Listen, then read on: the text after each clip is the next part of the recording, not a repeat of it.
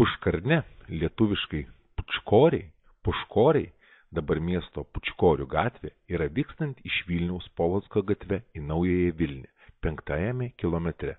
Pučkorių vietovės gamtos grožis labai vertinamas nuo seno. Graži gamta didina šių vietų vertę. Tačiau Pučkoriai svarbus ne tik gamtos grožių, bet ir kultūriniu palikimu. Archyviniai šaltiniai byloja, kad Puškorių dvaras egzistavo jau nuo 14 amžiaus, o pirmi konkretūs duomenys apie Lioniškių dvarą siekia 16 amžiaus pradžią. Vilniaus gyventojus kaip energetijos šaltinis čia traukė srauni Vilnia. Šiandien yra lygiadienis ir čia visi renkasi. Šiandien tokia nuostabi diena. Pasijungėt prie šito būrio. Kokiu tikslu? Šiandien yra lygiadienio minėjimas ir ne pirmą kartą mes su šita grupė. Ar lyja ir sninga einam kartu. Geras oras, gera kompanija. Smagu? Gal todėl, o gal vis dar turinti savo senųjų galių, ši vieta kasmet sulaukia gausaus būrio žmonių, susirinkančių čia švęsti pavasario lygiadienį, ar dar kitaip lygia šventės. Šiandien jos mano rankose, tos šaltinius tuo metų laiku mūsų protėviai eidavo, puošdavo, kaišydavo verbomis, šitomis žilvyčio šakelėmis. Tai yra manoma, kad yra pats gyvybės medis, pats pirmasis pavasarį duodantis savo gyvybės ženklus. Dar yra manoma mitologijų, kad yra žmogus pavirtęs į medį, dėl to jisai toks gyvybingas anksti pavasarį prasideda. Labai gerbiai mylėjo mūsų protėviai žilvytį tą anksti paupiuose prie šaltinių augantį. Taigi ir mes taip pat kaišysime šito šakelėmis, taip pat nebijokit, visi laistykimės, visi prauskimės. Tiesa, keliautojai jau tą padarėme, mes nukopę nuo vieno stataus kalno, radome taip pat kitą upelį ir jau prausimės, ir jau laistėmės.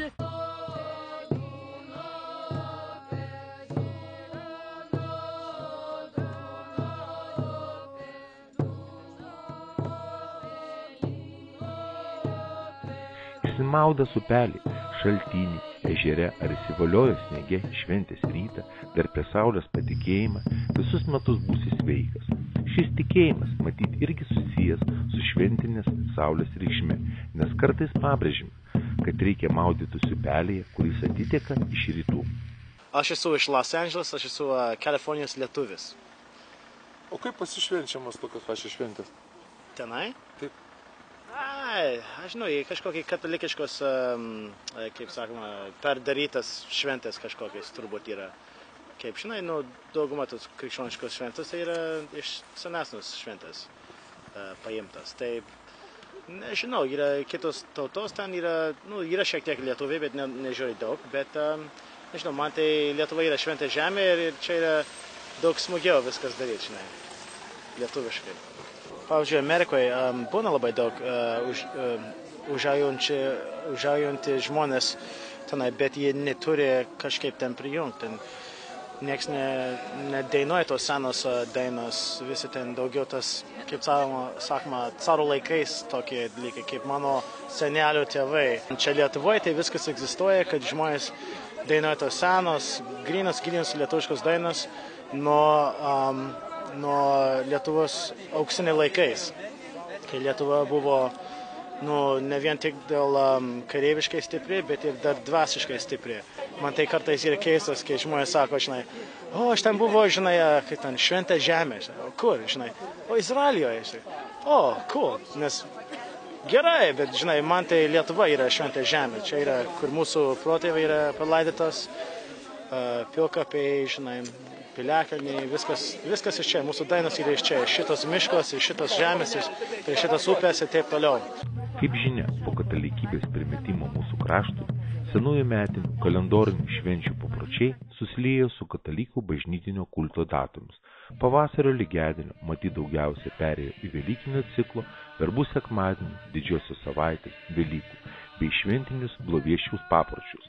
Tačiau klausimo dėl senųjų baldų šventinių papročių taip lengvai neišnarpliusi.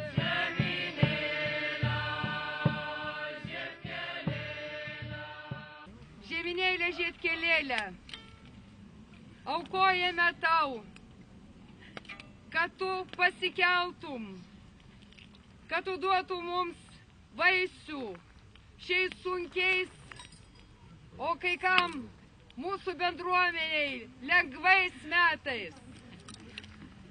būk vaisinga, būk mums maloninga, auginki mus šito žemės vaikus, duoki mums stiprybės, duoki mums galių, duoki mums jėgų atlikti tuos darbus, kuriems mes esame skirti.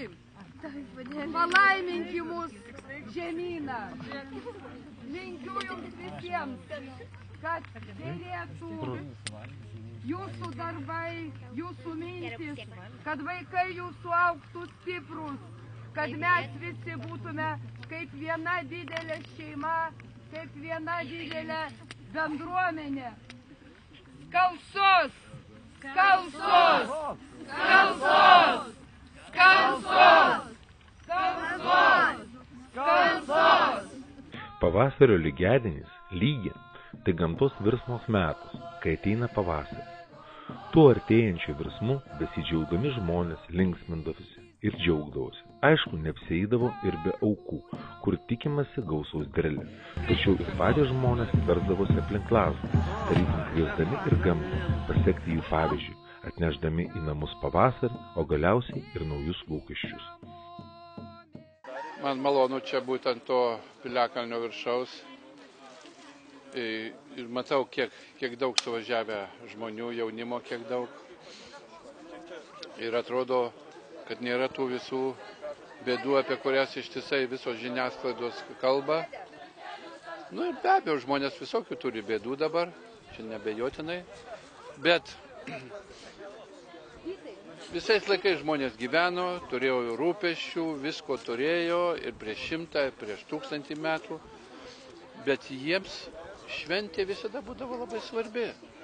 Šventė tai yra tarsi tokio pasitikėjimo gyvenimo, tokia išraiška, kad eina laikas, sukasi metų ratas, va ir aš dalyvauju čia kartu su gamta, su medžiais. Ir tie žmonės taip jaučia.